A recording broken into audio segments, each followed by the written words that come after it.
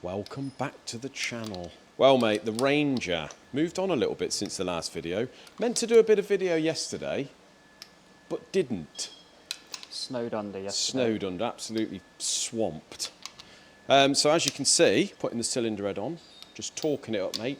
Not good practice to torque a head up whilst getting distracted with doing a video. I'm going to try and remember as best I can to do every bolt up. Where are we? What have we had to spend on this thing so far? About £9.5 grand. As you can see, cleaned up the block, faced it. The face was out a little bit, so it blew a gasket. Yeah, good and proper. Polished the crank. Crank was all good. Obviously, this was another block. Rebored it, cleaned at 0.5, not a problem. So we've got new pistons in there, crankshaft, full timing kit. Actually, this timing kit is blooming reasonable in it, to be honest. What do you get? Do you get all these sprockets and everything? So you get all the sprockets, new sprocket down the bottom here, all the guide rails, all the chains in the kit. You get the gaskets, you get a new genuine front timing cover. Yeah, because they're thin tin ones, aren't they? Not very They good. are, yes. You get full complementary set of bearings for the crank, pistons at either standard or 0.5. We had to put one valve seat insert in the cylinder head, but only because we had to do some welding in the top of the head. A couple of inlet valves, which were bent. But that's it, really. We've just sort of serviced the head, faced it, and we're going to put it all together. So the plan is for this week to get the engine built up, fully dressed as we can. It does look like we've got all the bits. Yeah. I've had a chat with Ben over there. He's advised me on a couple of things to do before we put the motor in. One of which is putting an EGR valve on, which isn't an absolute nightmare to do in situ, but the cooler is for the EGR because that's behind the engine, and he said it's either an engine or a gearbox out to do it. And he said they are very renowned for going porous and giving you head gasket symptoms. Right. So although we clean the old one out, and this is the old one, mate. Yeah, because you were talking about reusing This that is one. the contraption. I was, yeah. Cleaned it all out. It looked absolutely fine, but it wasn't until I spoke to him yesterday. He said, replace that. So they're about 200 quid with the VAT. This is the EGR valve, which this is the new one. Obviously, I'll put it on here, but I'm going to have to take it off, put it on there. And this all sits behind the engine. So you can imagine what a nightmare that'll be. So what else have we done? We've got to buy a silencer because the other one got a bit demolished. They're about 100 quid. Turbo. So the turbo, usually when we send a turbo to Vince at Turbo Performance, he can normally diagnose a lot of the time what's been happening to the engine or what's happened to the engine just by looking from the turbo. He actually rang me up before he'd even stripped it and said, this is a hybrid turbo. Oh. Which, in my mind, is probably a good thing, but only because that means if they've took the time to hybrid the turbo, chances are it's got a map on it. And if it hasn't, why have they put hybrid turbo on? Could that be the problem? But one of which I would say is probably contributed to the engine going, if not the first time, probably the second time. It tells you a lot about maybe the type of person who owned the truck at some point. They wanted to go faster. Yeah. So I had a word with Ben about that, and he said that's good news because that's more than likely probably what's happened there. I said about the injectors, they're a good set of Continental injectors. Ben sent them off to be checked before we go buying new ones, just to see what has happened, whether there is any iffy ones, because that's obviously going to be it's a good diagnostic to... If 4 are good and 1's bad, then you've only got to buy 1, rather than... Well, you have, yeah. Buying a full set. But more so just to see if one has gone, you know, because if none of them are gone, then you know the chances are it's probably the map or something like that. Yeah. But we've accounted for buying a new set of injectors. They're like 800 quid for a set. Not too bad. Not too bad. Not too bad. So at the minute, mate, we're planning on hopefully next week at some point getting the motor in, getting it done. Nice. So before that, we probably want to clean the DPF Yeah, he's going to do the DPF, make sure that hasn't been gutted out of it. But yeah, hopefully in a week or two, mate, we should have this all done. And if anyone's interested in a nice 3.2 Ranger, mate, it's going to have all the renowned troublesome bits done, really, isn't it? Yeah. Fresh engine, turbo, EGR cooler, DPF, injectors. It's all properly done. All the bits, yeah. No, it's a nice auto. No messing about. if you didn't watch the last video, let's go and have another quick look at it, isn't it, mate? A 67 plate Ranger with 87,000 miles. Yeah. Full service history. Was sold by a dealer last year for 20,000 quid. But we're going to be asking, what, 16,995? Something like that, yeah, around 17. Or nearest offer. I've sort of reckoned on this thing potentially probably owing us 12 grand, maybe something like that, a bit more, don't know. Yeah. But if we can make a sort of couple of grand out of it, or Well, sort at of the 2 or end of the 3,000, day, it's a bit of it. they It's go basically for- we're thinking it of as like an engine build for Yeah. us to do in the meantime. But it's a great looking truck. It's got the Raptor F150 sort of body styling on it. Yeah. Big tyres, wheels are mint. Really nice That'd truck. be a good truck for someone, wouldn't Lovely it? interior and everything, isn't it? It's Lovely all- interior, yeah. Like I say, auto box. Be a decent truck for someone. So get Yeah. in touch, guys, if you are interested. And while we're on the subject of cars we've got for sale, someone come and buy that kit car. Yeah. Quick. Because I'm going to need the room in a minute to put my BMW in there. Yeah. And I.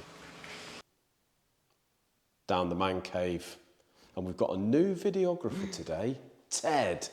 So Ted's a mate of mine. He's got a unit on our estate, on the secret estate. I know we don't show outside, Don't mate. disclose that. Secret location. We're going to be seeing a bit more of you, mate, aren't we? Because you are into buying and selling the old motocross bikes Hopefully so. and the, what are they called? Serons? Anything with a wage, Lee. Anything with a what? Anything with a wage. Anything with a wage, he says. So you've just bought a CR125. Which apparently you're going to keep, Ted, and I'm putting money on you won't keep it longer than a week. I think I will. If there's money to be made in There's it, money to be made. but we're going to be So whipping the motor to bits in here, aren't we? So we'll have a little look at that. But back to the Escort, mate. If you have a look under that bonnet, it's looking fairly tidy now, isn't it? And that is because I spent probably about 4 hours today on it, which is the longest I've spent on this wiring before my brain fries. I've had a good tidy up, as you can see. I've got to put the top on the relay cover there, and we've got 2 yellow wires loose, but what they are going to be tidied up, and they're going to be for the fan. So I decided to put the fan through my relay box into the 6th spare one, as opposed to running a separate, just to make it look nice and tidy. These are my Deutsch connectors over here. This is my main live, which I've now connected up. I've run the lives through to the back of the car. I'm a bit ahead of myself, and I really babbling on. I'm just excited really because I'm pretty much finished the wiring entirely now. Finished it. So the idea is with this is to get it going, or get the wiring sort of finished, get the car to the point where Steve can put a map on it, set it up and make sure everything's all right, fill it with fluids, and off we go. Sort of booked it in predominantly for the beginning of July, so it means I've got a couple of weeks, and I've still got to order a couple of bits really, like we've got to change them trumpets from 90 to 60 mils because they're too close to the inner wing, as pointed out by some people, especially Steve from Tipton, who I spoke to Saturday, and he said, that ain't going to work. So I've had a word with Dave at Emerald today, and he's going to be swapping them very kindly. And what else we done? Yeah, just tidied it up basically, mate. So tonight I wanted to get the wiring finished for the fuel pumps in the back. So I'll show you that in a minute. I wanted to just route this and see where it was all going to go. I could have hidden all the wiring, which a lot of people do to make it look neater, but I wanted it all close to hand and on show. So if we have any problems, this has got to be practical rather than a show car really.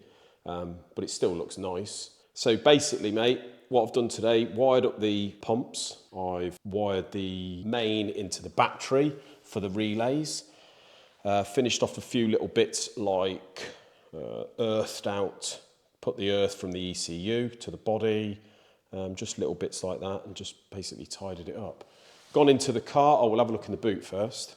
So in the boot, we will tidy this up a little bit more, but I just wanted to sort of make sure everything works. So we've got the 2 lives here, one to the lift pump. So that was the main fuel pump for the carburetors on the old engine.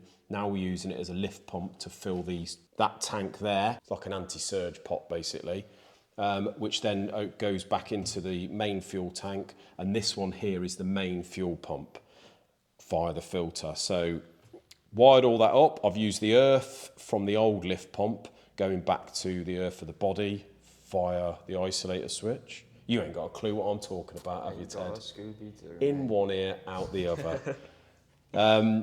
So done all that today. In the car, we'll have a little look in there.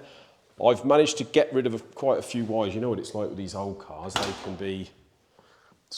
can be a bit of a bird's nest around the back. So we've got the ECU down the back there. This here is for a shift light if I want to run one. I've still got to wire in that yellow wire there, which is for my tacho. But everything else is done. Sorted out all the back here, got rid of all the wires that I don't need. And we have actually got 4 switches, which we can use in future. So like manual fan override. And we're just using this one here, which is going to be my ignition. So we've got isolator switch, ignition. Ignition will, as you would use a key, but this hasn't got one. So that will turn on, liven up all the relays. So it will liven up everything, but nothing will work off the signals until we start the car, except for the lift pump. So we want the lift pump to work off the ignition. So that's wired up slightly different in the relay box than anything else. So I've wired everything into the battery, mate. This has still got to just go under the carpet, but then everything else is tidied up. Give it a switch on. So just give it a little switch on, innit? See if it works. So what should be happening here is everything should liven up, at least the ECU, and we should hear the lift pump go, shouldn't we? But not the main pump. Hopefully so, fingers crossed. Power's on. So this is your temperature gauge and also the thermostatic switch for the fan. So everything goes through there. And you can hear the pump in the back, can't we? Mm-hmm. Which has got no fuel in the tank. But oh, and also the light for the ECU comes on when I turn the ignition on, which means the ECU is getting live and working. So hopefully, mate, that is good news and it all works. And my brain is fried now. So that really is, I would say, the hard work done for this car. It all sort of times well because I wanted to get this car done by the end of this month, beginning of July. When have you got it booked in? For the first week of July. So he's going to be having it then. I've got to take it up there. It's got to go to Tom to make, as Steve pointed out, I've got to make a heat shield. Bloody hell, back. He's got to make a heat shield in between the exhaust and the relay box there, because as Steve pointed out and some others, that's going to be getting rather hot there. So I shall do that. And then it can go to him, just in time, hopefully, for the BMW to arrive. And we can crack on with that, innit? So we're just going to have the one project, the BMW, and that can take as long as it takes. And it means that all the other cars are working.